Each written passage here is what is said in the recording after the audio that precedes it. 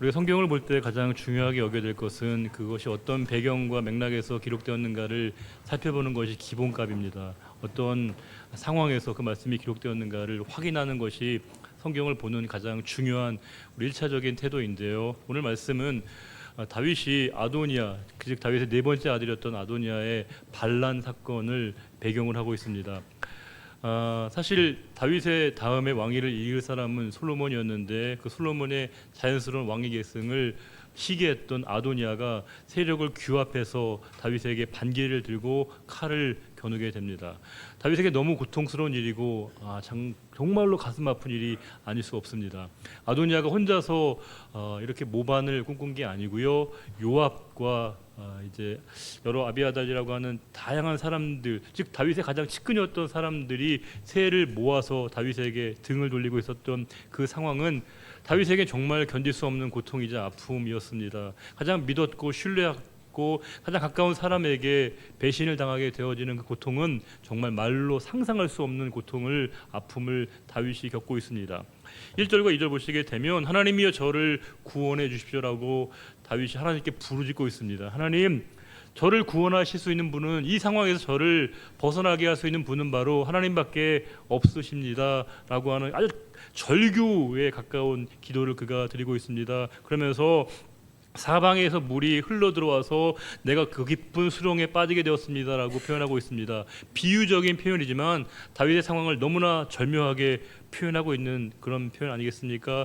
모든 물이 흘러 들어와서 내가 꼼짝 달싹할 수 없는 깊은 수렁에 빠지게 된 그 상태, 그 상황, 그것이 하나님 바로 저의 모습이고 저의 현실이고 제가 지금 겪고 있는 상황입니다 라고 다윗이 하나님께 부르짖고 있습니다.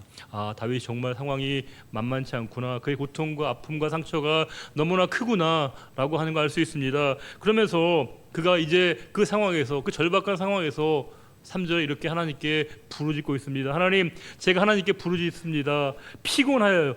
피곤할 만큼 부르짖고 있다는 사실입니다. 저와 여러분이 문제를 만나면 기도하긴 하지만 몸이 상할 만큼, 몸이 피곤할 만큼 기도한다는 건 결코 쉬운 일은 아닙니다. 그런데 그 다윗이 그 몸이 상해질 만큼, 몸이 아플 만큼 그렇게 하나님 앞에 간절하게 부르짖을 수밖에 없는 현실이 다윗이 맞고 있는 그 상황이었습니다. 그리고 목이 마르고 입이 타고 목이 마를 정도로 그가 하나님께 부르짖고 있었던 다윗의 모습이라는 걸 알 수 있습니다. 그러면서 내가 하나님을 바라보고 있는데 나의 눈이 쇠하였다 되어 있습니다. 쇠하다는 말은 뭐냐면요, 눈이 멀다는 겁니다. 지금 내가 하나님을 너무 간절히 찾고 있던 나머지 내 눈이, 시력이 멀 만큼 제가 하나님을 그렇게 간절하게 애타게 찾고 부르짖고 있습니다. 이렇게 다윗이 외치고 있는 겁니다. 이 정도 되면 다윗의 지금 상황을 충분히 우리가 동의하고 이해할 수 있는 부분입니다. 4절에 왜 그렇게 다윗이 힘든가를 설명하고 있습니다. 까닭 없이 나를 미워하는 자가 머리털보다 많다는 거예요. 이유가 있으면 우리가 납득할 수 있거든요. 근데 이유 없이 내가 미움을 받고 억울한 일을 당하면 이거 감당할 수 없는 고통 아니겠습니까? 지금 이유도 없이 까닭도 없이 나를 그냥 미워하는 사람들이 머리털보다 많다는 건 다윗이 지금 얼마나 괴롭고 답답한가를 알 수 있습니다. 하나님, 제가 이렇게 아픕니다. 이렇게 고통스러운 게 저의 현실이고 저의 상황입니다 라고 얘기하면서 부당하게 나의 원수가 된 사람들이 나를 끊으려고 강한 자가 되고 있습니다. 그들의 힘이 빠지고 약해지는 게 아니고요, 그들의 힘이 더 강해져서 그 강한 힘으로 저를 짓누르고 있습니다. 하나님, 이게 제가 지금 모습입니다. 저의 상황입니다. 이렇게 다윗이 하나님 앞에 간절하게 울부짖고 있는 것이 다윗이 직면하고 있고 당면하고 있는 다윗의 현실이었다는 겁니다. 그러면서 이 다윗이 당하고 있는 고통을 우리가 충분히 느낄 수 있지 않습니까? 다윗이 정말 고통과 고난을 겪고 있구나라고 하는 것입니다. 우리가 고난을 당할 때 이 고난이 우리에게 주고 있는 메시지가 있습니다. 고난과 고통이 심화되면 심화될수록 우리에게 주는 메시지가 있습니다. 뭘까요? 그 고난은 우리 안에 감추어져 있고 숨겨져 있었던 나를 보게 합니다. 나의 진짜 모습, 그 누구에게도 발견되기 싫었던 나의 내면의 상처, 아픔이 고통을 통해서 드러나게 됩니다. 내가 그 누구에게도 보여주고 싶지 않았던 나의 영적 민낯이, 내 영혼의 민낯이 드러나게 되어지는 게 바로 고난이자 고통이라고 하는 겁니다. 고통을 당하게 되면 내가 정말 꽉 감추어뒀던 나의 진짜 모습을 발견하게 되고 나를 대면하게 되는 것이 바로 고난입니다. 고난은 나를 비춰주는 거울입니다. 내 모습이 어떠했는가, 내가 어떤 삶을 살아왔는가, 내가 어떤 믿음의 자리에 있는가를 보여주고 알게 하는 게 바로 고난이라고 하는 거예요. 우리가 고난을 당하지 않으면, 고통을 경험하지 않으면 내가 어떤 존재인가를 사실을 잘 모르고 지날 때가 많습니다. 그런데 이 고난은 나를 알게 합니다. 나를 비로소 보게 하고요, 나를 직시하게 합니다. 그리고 이 고난을 통해서 비로소 나를 깨닫게 합니다. 내가 이런 존재였구나, 내가 이런 삶을 살았구나, 내가 이런 모습이구나, 나의 진짜 모습, 나의 진짜 현실, 허상이 아니라 진짜 실상으로서의 나를 발견하게 하는 것이 바로 고난입니다. 그런데 우리 그리스도인의 고난은 이 고난을 통해서 나를 깨닫게 하고 발견하게 하고 알게 할 뿐만이 아니라 이 고난은 타인의 아픔과 고통을 알게 합니다. 우리가 보통 그런 말 하지 않습니까? 내가 너를 알아, 이해할 수 있어, 역지사지야. 역지사지란 말이 얼마나 우리에게 참 어려운 일인지 우리가 현실로 느끼지 않습니까? 우리가 타인의 아픔과 고통을 안다고요? 우리가 저 사람의 처지와 상황을 우리가 이해할 수 있다고요? 그게 얼마나 불가능에 수렴할 만큼 어려운 일이겠습니까? 우리가 누군가의 아픔과 고통을 감히 알 수 있다고요? 불가능한 겁니다. 거의 제로에 수렴할 만큼 어려운 일입니다. 그런데 우리가 고통을 당하게 되면 이 고통과 아픔은 상대방과 나를 이어주는 매개체가 됩니다. 내가 아픔을 통해서, 내 고통을 통해서 상대방이 얼마나 아픈지, 얼마나 고통스러운지, 얼마나 괴로운지를 알게 되고요, 이해하게 됩니다. 상대방의 마음에 우리가 다가가게 됩니다. 깊은 고난은 자기의 비하와 자기 연민과 자기 좌절과 불안에 빠뜨릴 뿐만이 아니라 그 상황에서 우리 성도의 고난은 나를 뛰어넘어서 상대방을 알고 상대방을 이해하는 그 자리에 서게 하는 것이 바로 이 고난이 주는 메시지라는 겁니다.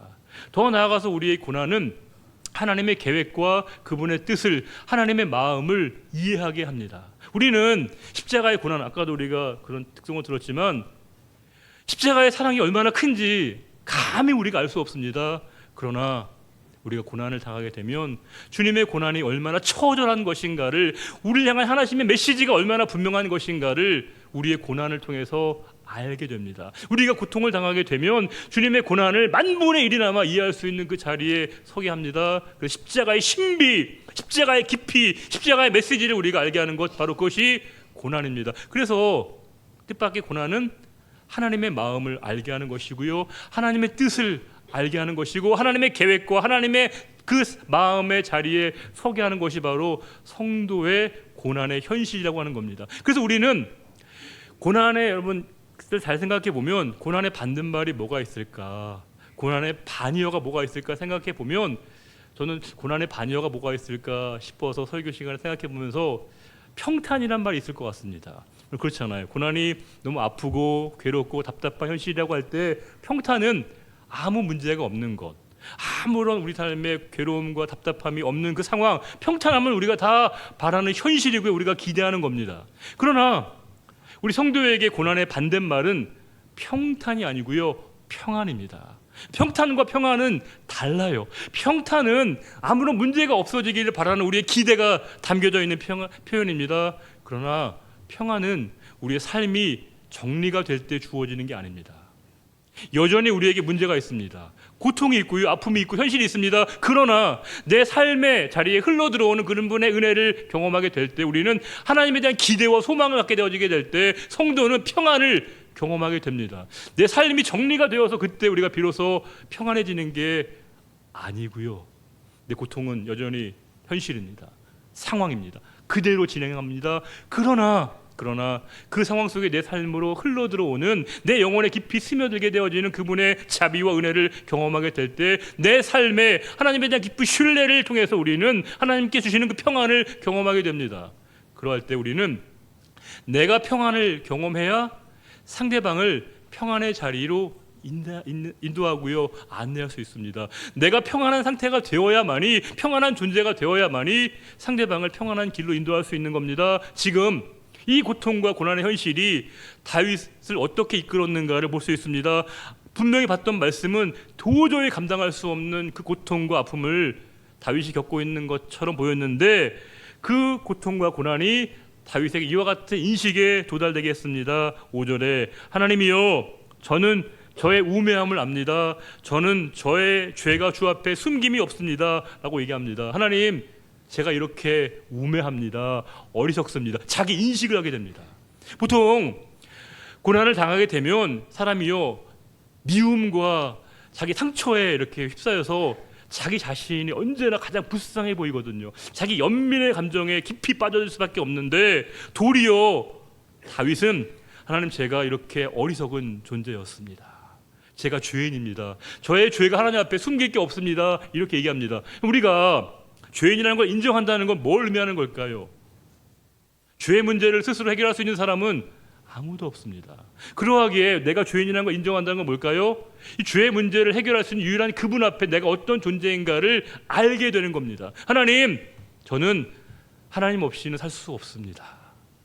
하나님 없이는 저는 아무것도 아닙니다 라고 하는 것을 인정하는 것이 바로 죄인으로서 우리의 인식입니다. 하나님, 저의 삶은 오직 하나님으로만 설명이 가능합니다. 제 삶을 인도하고 이끄신 분은 바로 하나님밖에 없습니다라고 하는 그 각성 인식이 다윗에게 가능했던 겁니다. 아니, 그 고난이 다윗을 더 깊은 자기에 대한 발견과 인식의 자리에 이르겠습니다. 하나님, 제가 이렇게 우매합니다. 무지합니다. 죄인입니다. 자기를 발견하겠습니다. 고난이 자기를 깨닫게 하고요, 자기를 더 깊이 성찰하게 만들었습니다. 6절은 뭐예요? 만군의 여호와여, 주를 바라는 자들이 나를 인하여 수치를 당하게 하지 마옵소서. 이스라엘 하나님이여, 주를 찾는 자가 나로 말미암아 욕을 당하게 하지 마옵소서. 하나님, 제 문제를 빨리 해결해 주세요. 제가 너무 아파요. 제가 너무 고통스러워요. 빨리 저를 해결해 주세요라고 먼저 기도하지 않고요, 하나님, 저 때문에 누군가가 아파하지 않게 해주십시오. 저 때문에 누군가가 고통을 당하지 않게 해주십시오라고 하는 기도를 하고 있습니다. 타인을 위해서 먼저 기도하고 있습니다. 이게 거의 불가능한 일입니다. 내가 아픈데요, 내가 너무 괴로운데, 내가 힘든데 상대방을 먼저 생각한다고요, 상대방을 먼저 배려한다고요, 이건 거의 불가능에 수렴하는 일입니다. 그런데 지금 다윗은 하나님, 저가 아니라 저들을 돌봐 주십시오. 저들을 구원하십시오. 저들을 살려주십시오라고 기도하고 있습니다. 지금 다윗이 자신의 고난을 통해서 자신을 발견하고 새롭게 인식하게 되었고, 타인의 아픔과 상처에도 시선이 열리게 되었다는 겁니다. 보통 아픈 사람들은요, 다친 사람들은요, 마음에 여유가 없습니다. 그 시선이 극단적으로 자기 안으로 내향적으로 꽂힙니다. 상대방의 아픔을 돌볼 겨를은 전혀 생기지 않습니다. 그런데 지금 다윗이 자기 아픔을 통해서 그 인식, 자기에 대한 인식을 통해서 상대방의 상황, 상대방의 문제와 상대방의 형편과 상황에까지 그 시선이 열리고 있다는 것은 다윗이 이 고난을 어떻게 해석하고 있는가, 어떻게 하나님께서 이 고난을 통해서 다윗에게 새로운 인식을 갖게 하셨는가를 알 수 있습니다. 그 고난이 어떻게 다윗에게 깊은 메시지를 주었는가를 오늘 이 시편에서 다윗이 고백하고 있습니다. 자, 그러면 이런 문제가 다 해결되어진 게 아니라 지금 여전히 그 문제를 안고 있는데, 다윗이 지금 이 자신의 상황을 하나님 앞에 이렇게 토로하고 있습니다. 7절에 내가 주를 위하여 비방을 받았사오니 수치가 나의 얼굴에 덮였나이다.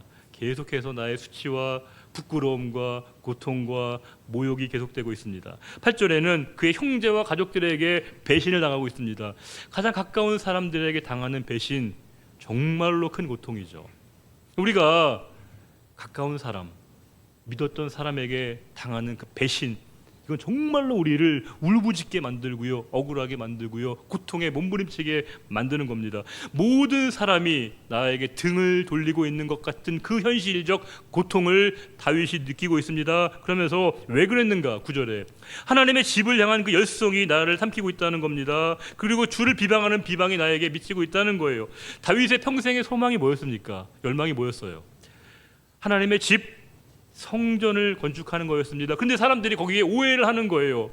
여러 가지 억측을 하는 겁니다. 근데 그것 때문에 다윗이 미움을 얻고 있습니다. 내가 하나님을 위해서 짓는 이 집 때문에, 성전 때문에 이 고통을 당하고 있는 그 다윗은 너무 억울하고 답답하고 괴로운 겁니다. 왜요? 아니, 하나님을 위한 일이면 의로운 일 아니겠습니까? 선한 일 아니겠습니까? 그런데 그것 때문에 그가 이렇게 고통을 당한다는 것은, 그 고통이라고 하는 게 다윗에게 얼마나 답답하고 괴로운 일인가를 충분히 우리에게 느끼게 합니다. 그래서 이와 같은 상황에 되면 할 수 있는 게 뭐밖에 없겠습니까? 기도할 수밖에 없습니다. 부르짖을 수밖에 없습니다. 10절에 내가 곡하고 금식하였다는 겁니다. 하나님, 금식, 곡기를 끊고 하나님 앞에 통곡하는 마음으로 기도하고 있습니다. 그러면 어떻게 됩니까? 문제가 해결되고 빛이 보여야 되죠. 상황이 해결되지 않습니까? 그런데 내가 곡하고 금식하였더니 뭐예요? 그것이 도리어 나의 욕이 되었다는 거예요. 이게 원문에는 복수되어 있습니다. 치욕이 되었다는 거예요. 하나님 앞에 너무 힘들어서 기도하고 있는데, 금식까지 하고 있는데 내가 오히려 그것 때문에 사람들에게 모욕을 당하고 있다는 거예요. 전혀 다른 상황을 그가 만나고 있다는 거예요. 11절에 내가 굵은 배로 통곡하면서 그렇게 하나님 앞에 절규하고 있는데 사람들의 조롱과 모욕적인 말을 듣고 있다는 겁니다. 12절에 성문에 앉은 자라고 하는 것은 저작거리에 있는 사람이 그 다윗을 비난하고 있습니다. 그리고 술에 취한 사람이 다윗을 보면서 노래하고 있습니다. 그냥 콧노래 부르는 게 아니죠. 비난과 조롱과 경멸의 노래를 부르고 있습니다. 이게 정말 우리에게 아이러니죠. 역설입니다. 아니, 이렇게까지 힘들어서 고통스러워서 하나님 앞에 기도하게 되면 하나님이 해답을 주셔야 되고요, 길을 열어주셔야 되고 숨통을 트이게 해주셔야 맞을 것 같은데 다윗의 현실과 고통은 여전히 계속되고 있습니다. 더 정확히 얘기하면 더 무거워지고 있습니다. 답답해지고 있습니다. 이러면 기도할 이유가 뭐가 있는 겁니까? 도대체 뭐 하려고 이렇게 그러면 기도하는 겁니까? 이렇게 문제가 해결되지도 않고 답이 보이지 않고 고통이 계속되고 있다면 뭐 하려고 기도합니까? 뭐 하려고 우리가 하나님 앞에 그렇게 부르짖어야 되는 겁니까? 이렇게 다윗의 상황이 전혀 해결될 기미가 보이지 않는 그 상황에서 다윗이 기도하고 있는 이 상황은 우리에게 어떻게 해석되고 이해되어야겠습니까? 우리가 기도를 문제 해결의 방식과 수단으로만 이해하는 분에게는 이와 같은 상황은 매우 회의적인 시각일 수밖에 없습니다. 기도는 문제를 해결하기 위한 도구이자 수단으로 이해하는 분에게 이와 같은 상황은 매우 절망적이고 회의적인 시각으로 이 말씀을 볼 수밖에 없습니다. 하나님께서는 우리의 삶에 기도에 반드시 응답하십니다. 그런데 하나님의 기도의 응답은 두 가지로 나타납니다. 하나님은 상황을 바꾸시든지 우리를 바꾸십니다. 하나님께서는 상황을 변화시키시든지 우리를 변화시키신다는 거예요. 하나님, 물론 우리가 기도할 때 우리가 바라는 대로의 상황을 열어주시고 풀어주시기도 하지만 하나님은 때로는 우리의 삶에서 우리의 존재를 변화시키시고 우리를 새롭게 하십니다. 우리를 새롭게 하나님이 그 관계 속으로 우리를 이끌어셔서 우리를 바꾸어 가시는 방식으로 하나님이 우리에게 기도의 응답을 허락하시는 경우들이 엄청나게 많다는 사실입니다. 우리가 기도하는 이유는 뭘까요? 다윗에게 지금 기도는 수단이 아니고요, 목적 그 자체였습니다. 기도는 뭘까요? 기도는 하나님과 우리와의 이 비대칭 관계를 분명하게 설명해 주는 것입니다. 기도는 하나님은 영원한 우리의 갑이시고 우리가 그분의 을이라고 하는 그 관계를 설명해 주는 게 바로 기도입니다. 하나님은 우리의 영원한 갑이시고요, 우리는 그분의 을입니다. 물론 하나님은 갑질을 하지 않습니다. 그러나 그분이 내 삶의 모든 것에 갑이시고 우리는 그분 앞에 을이라고 하는 것을 인정하는 게 바로 기도라고 하는 거예요. 그러하게 우리에게 기도는 뭘까요? 하나님을 높여드리는 게 바로 기도입니다. 하나님을 세워드리는 게 기도입니다. 나를 낮추는 것, 이게 바로 기도입니다. 나를 겸손하게 만드는 것, 내가 낮아지는 것이 바로 기도입니다. 나를 통해서 하나님이 높아지시는 게 바로 기도이고요, 기도는 나를 숨기는 것이고 하나님을 드러내는 것이 바로 기도이어야 합니다. 기도는 나를 철저하게 감추고 숨기고 하나님을 드러내게끔 하는 것이 바로 기도라고 하는 거예요. 그래서 기도는 언제나 시작보다도 끝이 중요합니다. 기도는 언제나 처음보다도 마지막이 중요합니다. 처음에 우리가 기도할 때는 너무 답답했습니다. 너무 힘들었습니다. 너무 고통스러웠습니다. 그것 때문에 기도했습니다. 기도를 시작했습니다. 그럼 우리가 기도의 마지막에는 내 삶을 하나님과의 관계 속에서 하나님에 대한 깊은 신뢰로 끝을 맺게 됩니다. 그 하나님의 인자하심, 성실하심, 그분의 모든 내 삶을 구원의 지평을 여시고 구원의 길을 열어주시는 그분을 만나게 된다는 거예요. 그러할 때 우리의 삶의 기도의 언어들이 소망의 언어와 희망의 언어로 바뀐다는 거예요. 기도의 처음은 너무 답답했습니다. 괴로움에 탄식했습니다. 그러나 그 하나님과 깊은 관계 속에서 나를 향하신 그분의 인자하심과 성실하심을 발견하게 되면서 완전히 우리의 기도의 언어가 바뀌게 됩니다. 12절까지 말씀 보게 되면 너무 우울하잖아요. 너무 답답하지 않습니까? 그런데 우리가 이제 읽게 될 13절 이하에서 다윗은 완전히 바뀌게 됩니다. 그 다윗의 상황이요, 아직 달라진 게 아닙니다. 그가 처음 문제가 갑자기 없어진 게 아닙니다. 그런데 하나님은 상황을 바꾸시기 이전에 다윗을 바꾸셨습니다. 상황을 변화시키시기 이전에 다윗이라고 하는 존재의 변화를 새롭게 이끄심으로 하나님에 대한 깊은 신뢰를 갖고 그분에 대한 깊은 신뢰를 통해서 하나님께 대한 그 믿음의 소망을 갖게 하는 다윗의 변화를 우리 모두에게 보게 하십니다. 우리 13절부터 16절까지 말씀을 다시 한번 읽으시면서 그 다윗의 기도가 저와 여러분의 기도의 언어가 되기를 진심으로 바랍니다. 우리 13절부터 16절 함께 다 같이 읽겠습니다. 여호와여, 나를 반기시는 때에 내가 주께 기도하오니 하나님이여, 많은 인자와 구원의 진리로 내게 응답하소서. 나를 수렁에서 건지사 빠지지 말게 하시고 나를 미워하는 자에게서와 깊은 물에서 건지소서. 큰 물이 나를 휩쓸거나 깊음이 나를 삼키지 못하게 하시며 웅덩이가 내 위에 덮쳐 그것에 입을 닫지 못하게 하소서. 여호와여, 주의 인자하심이 선하시오니 내게 응답하시며 주의 많은 긍휼에 따라 내게로 돌이키소서. 아멘.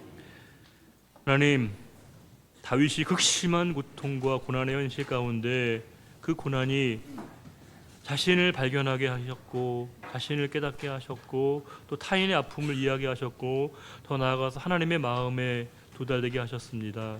하나님, 우리가 아픔과 고통을 당할 때 기도하면서 그 기도는 우리의 상황과 문제를 풀어주시고 상황을 바꾸실 뿐만이 아니라 또 하나님께서는 우리의 존재를, 우리를 바꾸시면서 새롭게 하시면서 하나님을 분명하고 확실하게 보는 그 영적 안목을 우리에게 허락하시는 분이심을 믿습니다. 하나님, 여전히 우리의 삶의 문제는 남아있지만 계속되고 있지만 그럼에도 불구하고 내 삶에 흘러들어오고 스며드는 하나님의 은혜를 온전히 신뢰합니다. 하나님의 인자와 자비를 온전히 신뢰하며 하나님의 구원의 긍휼을 바라봅니다. 하나님, 저희들에게 은혜를 더하셔서 우리의 시선이 나의 아픔과 현실의 그 자리가 아니라 믿음의 주여 온전케 하시는 주님께 나의 믿음의 시선을 올려드리는 우리의 삶이 되게 인도해 주시기를 간절히 바라며 언제나 은혜가 은혜되어지는 그 삶으로 나아가기를 바라오며 존귀하신 우리 주님 예수 그리스도의 이름으로 감사하며 기도 올려드립니다. 아멘.